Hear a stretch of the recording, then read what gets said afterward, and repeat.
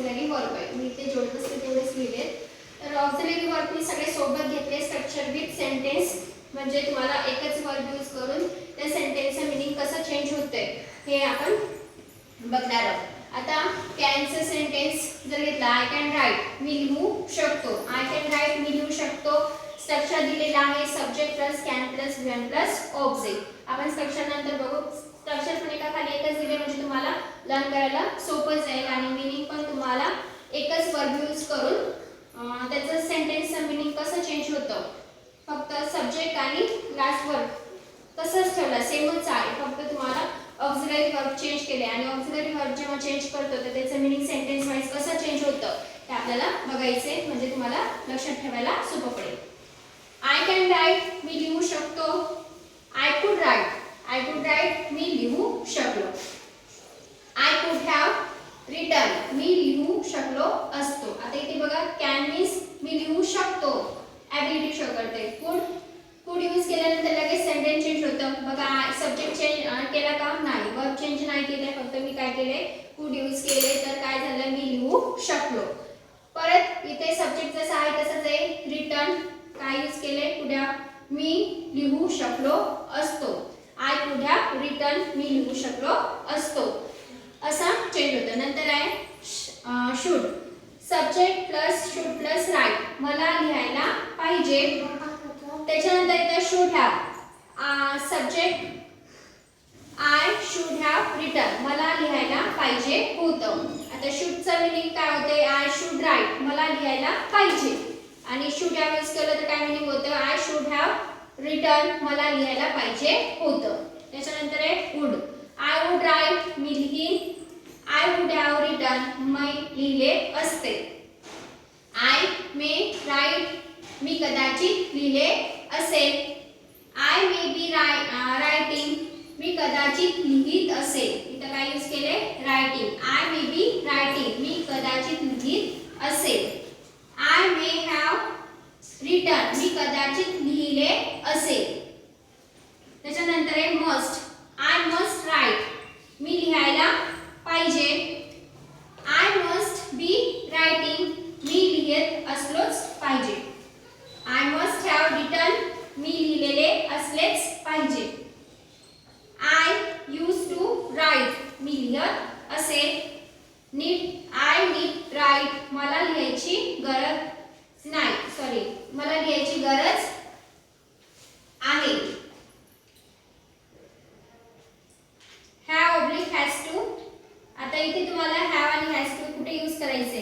जर तुमचं subject plural असेल तर तुम्हाला हॅवचा यूज करायचा आहे. सिंग्युलर असेल तर हॅजचा यूज करायचा आहे. अपवाद त्याला आहे. आयच्या समोर तुम्हाला हॅवचा यूज करायचा आहे. आय हॅव टू राईट मला लिहावे लागेल. हॅड टू सिंग्युलर असो का प्लुरल असो दोन्ही ठिकाणी चालतं. आय हॅड टू राईट मला लिहावे लागेल. परत एकदा मी रीड करते बघा. कॅन आय कॅन राईट मी लिहू शकतो.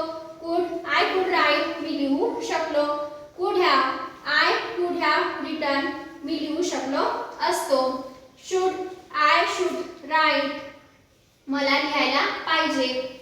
Should have I should have written मला लिहायला पाहिजे होते. वुड आय वुड राईट मी लिहीन. Would have I would have written मी लिहिले असते. मे आय मे राईट मी कदाचित लिहिले असेल. May B I may be writing मी कदाचित लिहत असेल. May have I may have written मी कदाचित लिहिले असेल. मस्ट आय मस्ट राईट मी लिहायलाच पाहिजे. He must be I must be I must be writing मी लिहत असलोच पाहिजे. Must have I must have written मी लिहिलेले असलेच पाहिजे. Use to I use to write मी लिहत असेल. Need I need to write मला लिहायची गरज आहे. Have to has to I have to write मला लिहावे लागेल.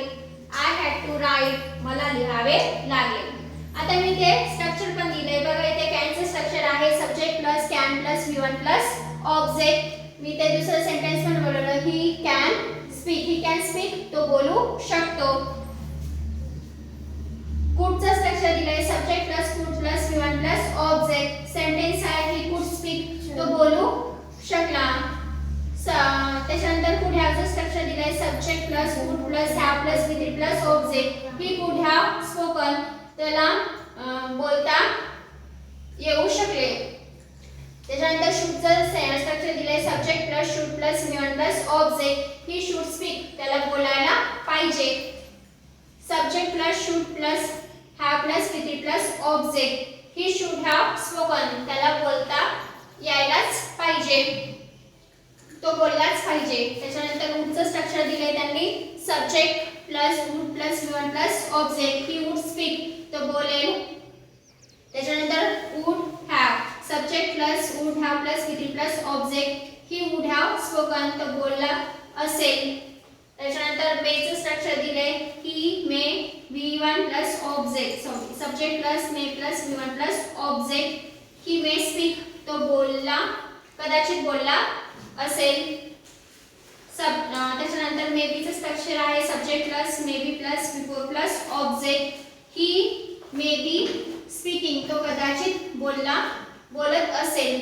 त्याच्यानंतर मे हॅवचं स्ट्रक्चर दिलंय subject plus may have plus V3 plus object. He may have spoken, तो कदाचित बोललेला असेल. नंतर मस्टचं स्ट्रक्चर दिलंय subject plus must plus V1 plus object. He must speak, तो बोललाच पाहिजे. त्याच्यानंतर मस्ट बीचं स्ट्रक्चर दिलंय subject plus must be plus V4 plus object. He must be speaking, तो बोलत असलाच पाहिजे. त्याच्यानंतर मस्ट हॅवचं स्ट्रक्चर आहे subject plus must have plus V3 plus object. He must have spoken, तो बोललेलाच असला पाहिजे, तो कदाचित तो बोललेलाच असला पाहिजे. त्याच्यानंतर यूज टूचं सेंटेन्स दिलंय subject plus use to plus V1 plus object. He use to speak, तो बोलत असेल. नीडचं स्ट्रक्चर आहे subject plus need plus V1 plus object. He need speak, त्याला बोलायची गरज आहे. हॅव टू आणि हॅज टूचं स्ट्रक्चर दिलंय subject plus have to has to plus V1 plus object. He has to speak, तो त्याला बोलावे लागेल. आणि त्याच्यानंतर हॅड टूचं स्ट्रक्चर दिलंय subject plus had to plus V1 plus object. He had to speak, त्याला बोलावे लागेल. आता परत एकदा तुम्ही स्ट्रक्चर बघून घ्या, तुम्हाला पाठ करायला सोपं पडेल. त्यांचं स्ट्रक्चर होतं subject plus can plus V1 plus object. कुडचं स्ट्रक्चर आहे subject plus could plus V1 plus object. Could हॅवचं स्ट्रक्चर आहे subject plus could have plus V3 plus object. शूडचं स्ट्रक्चर आहे subject plus should plus V1 plus object. Then should हॅवचं structure आहे subject plus should have plus V3 plus object. वुडचं structure दिलंय subject plus would plus V1 plus object. Would हॅवचं structure दिलंय subject plus would have plus V3 plus object. आणि त्याच्यानंतर मेचं structure दिलंय subject plus may plus V1 plus object. May बीचं structure दिलंय subject plus may be plus V4 plus object. आणि may हॅवचं स्ट्रक्चर दिलंय subject plus may have plus V3 plus object. मस्टचं स्ट्रक्चर आहे subject plus must plus V1 plus object. Must be subject plus must be plus V4 plus object. Must have subject plus must have plus V3 plus object. त्याच्यानंतर subject must use टूचं structure आहे subject plus use to plus V1 plus object. नीडचं structure आहे subject plus need plus V1 plus object. have to has to structure subject plus have oblique has to plus V1 plus object. Then subject plus had to plus V1 plus object. Sentence एकदा repeating करा. Read again. I can write मी लिहू शकलो. I could write मी लिहू शकतो. I can write मी लिहू शकतो. I could write मी लिहू शकलो. I could have written मी लिहू शकलो असतो. I should write मला लिहायला पाहिजे. I should have written मी लिहायला पाहिजे होते. I would write मी लिहीन. I would have written मी लिहिले असते. I may write मी कदाचित लिहिले असेल. I may be writing मी कदाचित लिहत असेल. I may have written मी कदाचित लिहिलेले असेल. I must write मी लिहायला पाहिजे.